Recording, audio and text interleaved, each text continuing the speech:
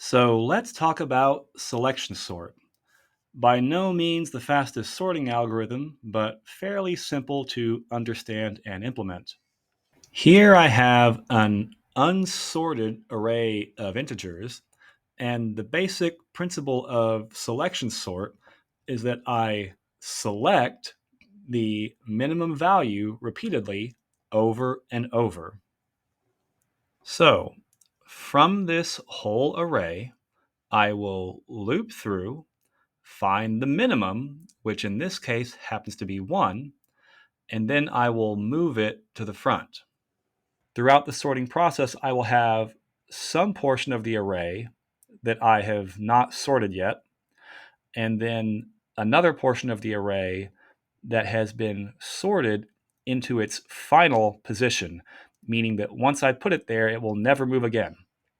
Now, at the start, this whole array is the unsorted portion, and the sorted portion is empty. It's a little empty area at the start.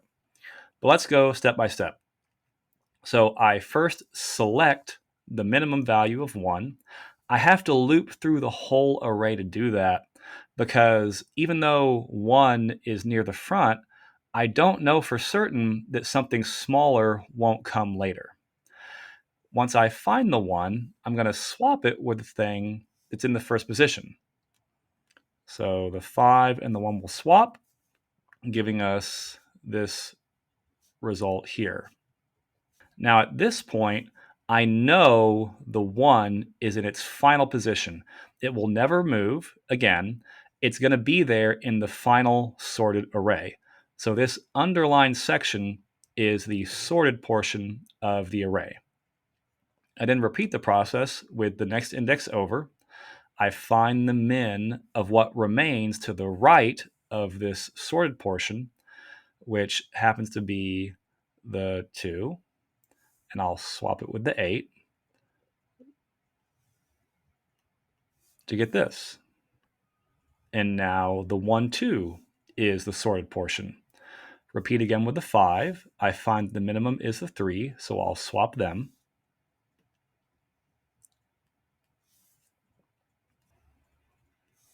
And continue to swap the 7 with the 4, which is the minimum now. So swap them. And then here is a very important, unusual case to be aware of. I need to find whatever number goes here, but when I find the minimum of this portion of the array, the minimum is the 5.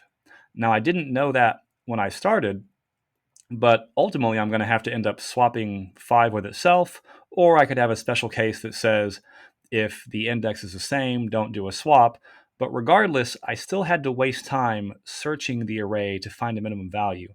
So if I am sort of describing the step-by-step process of this algorithm, I have to have a step where I show that nothing happened, basically. So the way that the array looks here is identical to how the array will look on the next line. So now, although the contents or the order of the values did not change as a result of that step, I now know for certain that the 5 is in its final sorted location, whereas before I didn't really know that, even though it happened to be the case. Now, the next step is usual. I swap the 8 and the 7.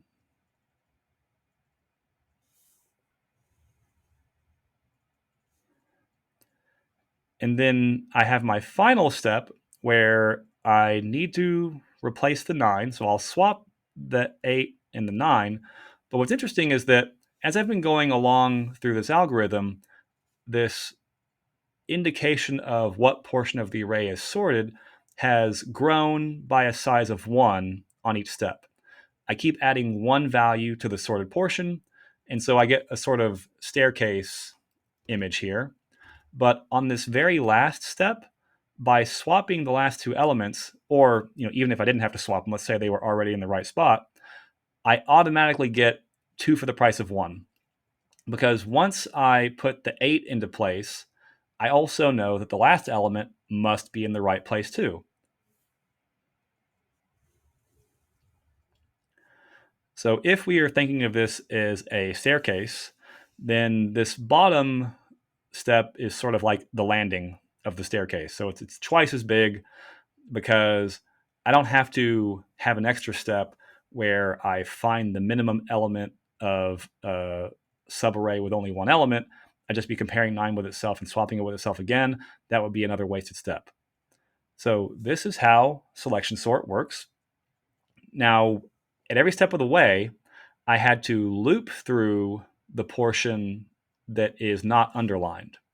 So I loop through all of the elements. So let's say this is n elements, and then I loop through n minus 1 elements, and then n minus 2, then n minus 3, then n minus 4. So I keep looping through a smaller group of elements, but I have to do it for every single index in the array. And so this is, typical O of n squared behavior. And that is the way that selection sort behaves in the worst, but also in the average and best cases. It's just always going to take that long no matter what. There's no variability. There's no special arrangement of values that makes it take less time, because even if the whole array is already sorted, I still have to look through all the other elements to verify that each element is in fact the minimum. And so I don't get any advantage from particular configurations of elements. So like I said, fairly simple to understand, and a good starting point for exploring the concept of sorting, but not the most efficient. We'll see some better algorithms soon.